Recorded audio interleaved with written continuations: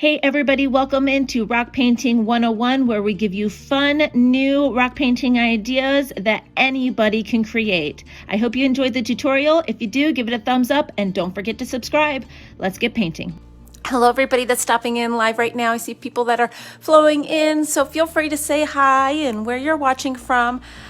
Today I'm going to be doing a really simple Easter word rock. And sorry, I am here, I promise it's not frozen. So one of my favorite things about Easter Sunday is that a lot of the songs you start to hear your hallelujahs. So we are going to do a hallelujah rock today. This is going to be a really easy to replicate design. And so I'm just going to kind of get to it. I'm just going to use a blue extra fine tip paint pen. You can do this in any color that you'd like.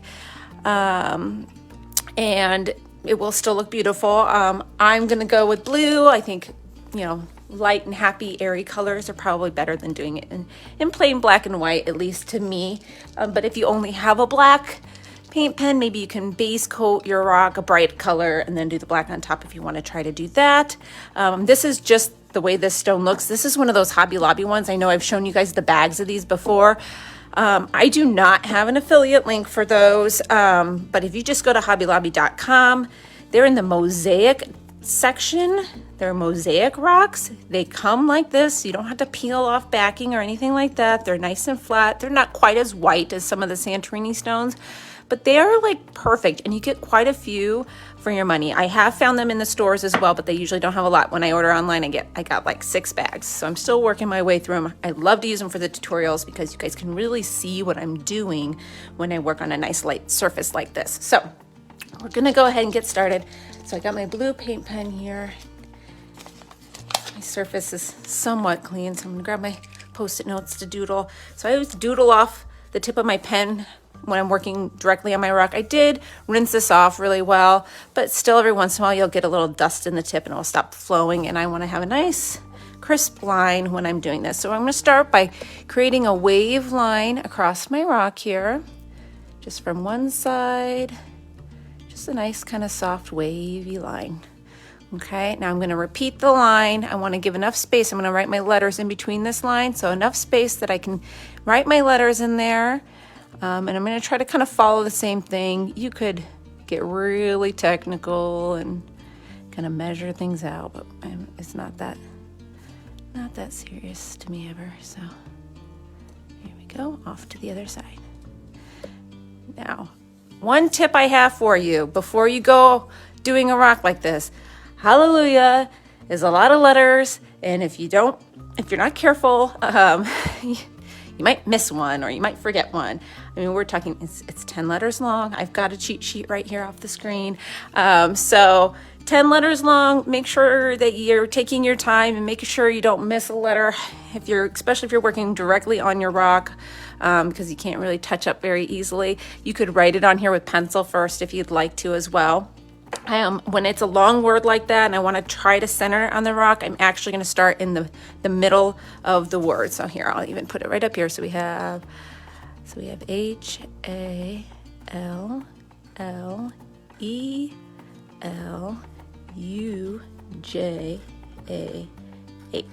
Okay, so halfway through our word, be right here. Okay. So that's a trick I like to use when I do a lot of word rocks, because if you visually can tell about where you're at, you can try to get half your word to one side and half your word to the other side. Now, a lot of these letters have lines that go along the bottom. So we're going to create kind of a pinched look. So for the L, for example, the first one we're going to do, so about my middle of my rock is about here. Again, I'm not measuring, it's just so it's visually looks okay. So we're going to come down for our L. And then when we get to the bottom, see how we have these curves? I'm just going to pull it away slightly, just like that, okay?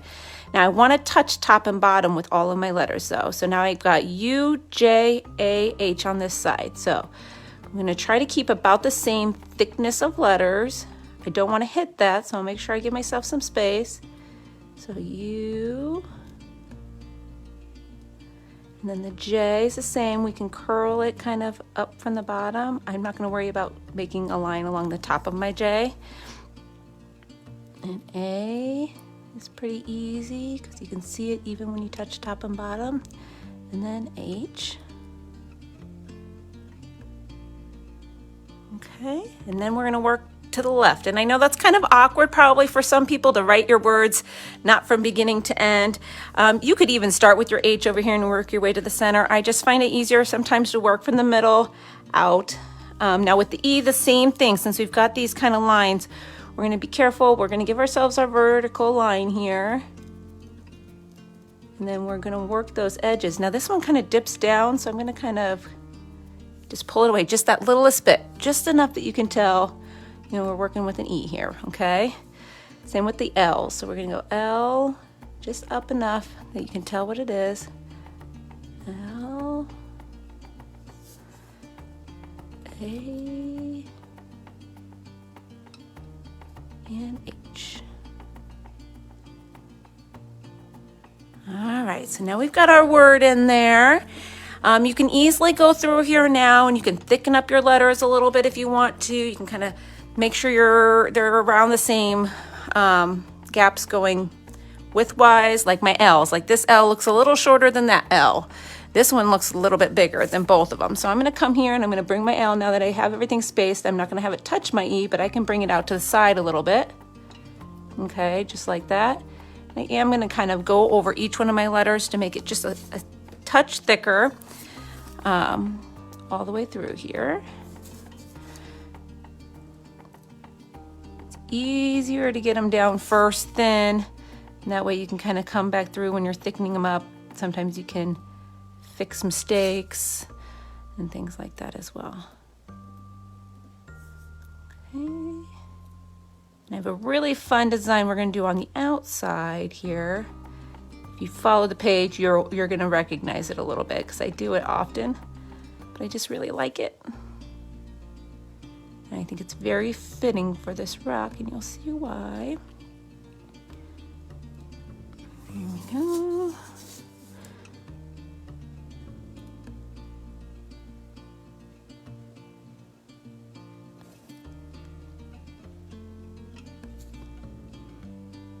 And I can come back in here when we get all done. Do a few more little touch-ups if I need. I don't want you guys watching me outline the same thing twice for too long. Okay, so I am going to come through here. We are going to create a thicker line on either side. Let me get this out of the way now. A thicker line on either side here. So just follow that line a little ways over, like this. Just kind of go right along. Just because we're going to create some separation between our word and our design that we're going to do.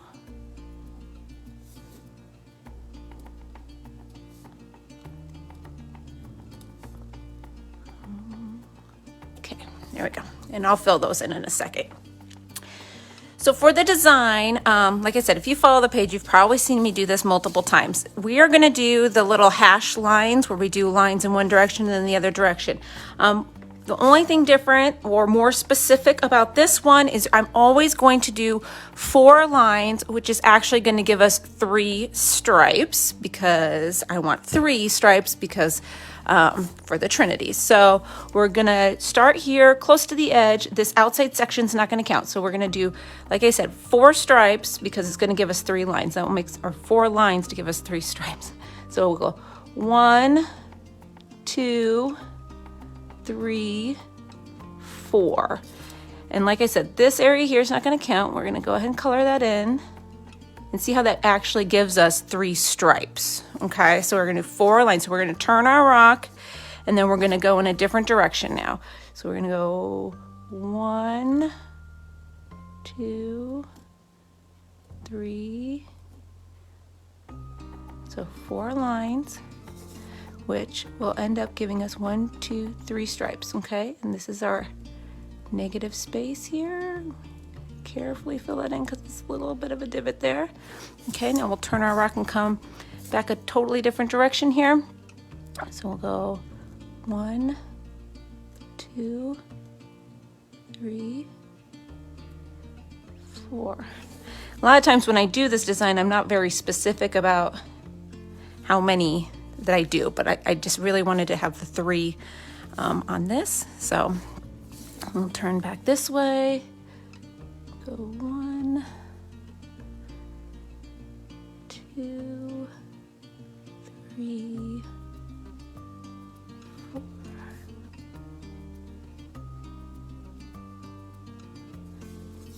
Okay. So we'll go this way, this way.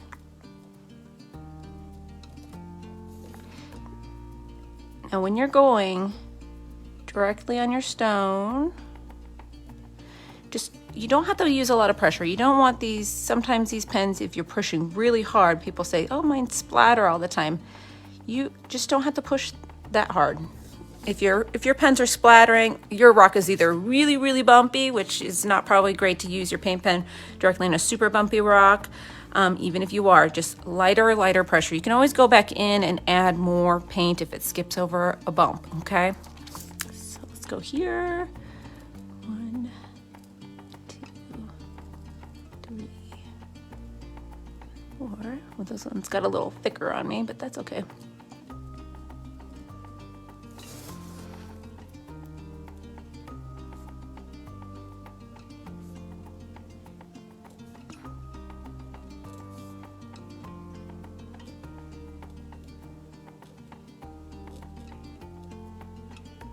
Okay, so I'm not gonna be able to fit 3 in here, so I'm gonna go ahead and just cap that off right there. We're gonna fill that in.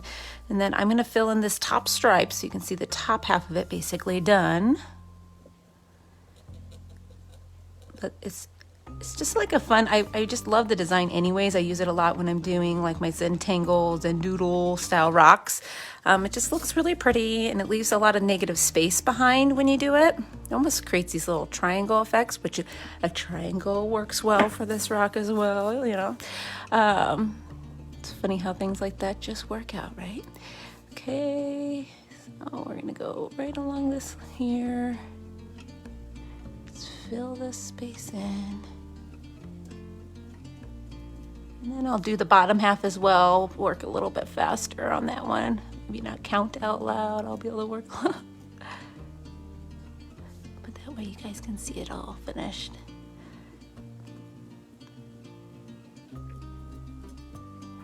There we go.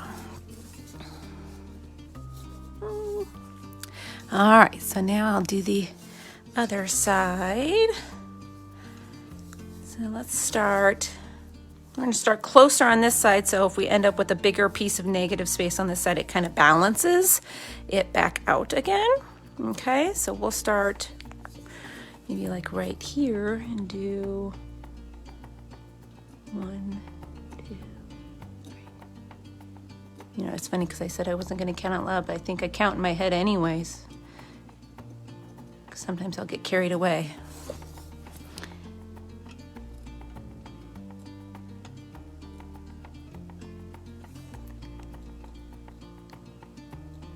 While I'm working on this side, I've got quite a few people here watching. Have you guys been painting Easter rocks? We've got quite a few on the site. I think this might be the first new one that I've done this year. I know I've been sharing a lot of the ones that we've already got on the page. I mean, we've had the page for quite a few years, so we've done quite a few Easter rocks over those years. Easter. Next comes a lot of flowers, which, you know, just, I'm so ready for spring. Ready to garden and really get out there with rocks again.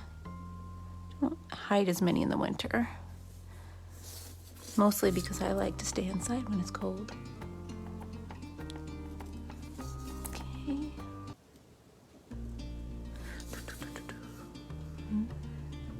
Back this way.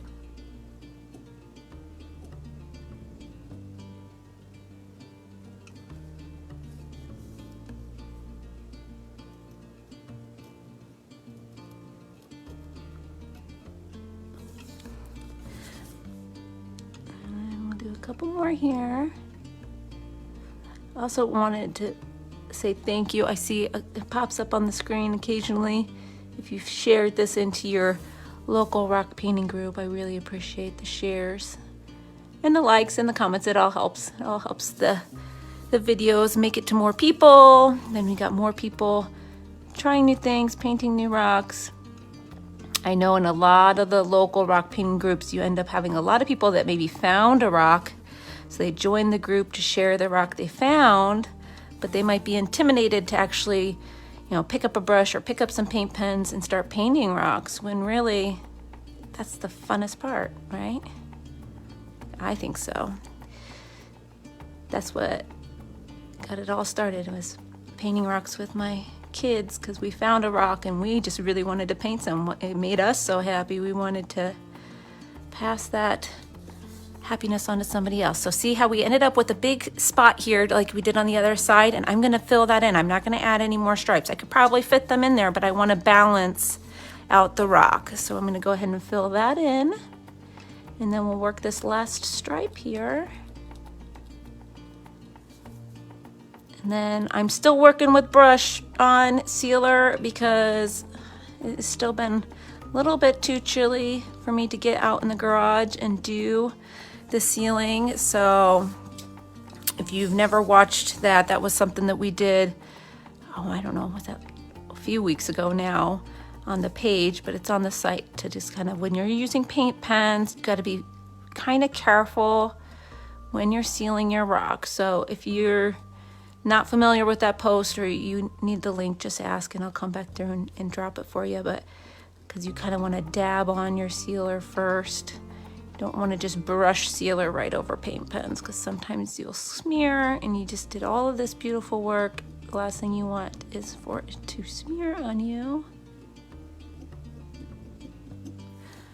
There we go. So you guys, I told you I was going to do this.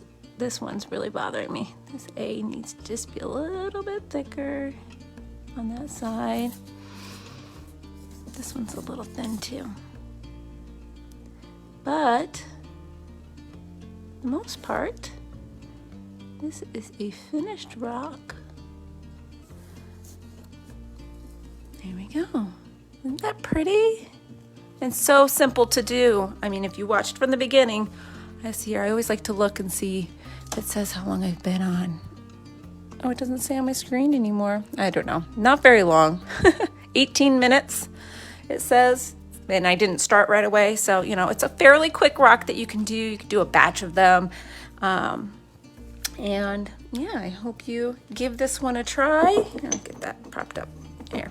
I hope you give this one a try. If you guys asked any questions while I was working, I try to keep an eye on it. It's just really kind of hard for me to do the rocks while I'm reading comments, but I will come back through. Again, if you need any of the posts for sealing or supplies or anything, just ask in the comments. I will come back and make sure that I answer those.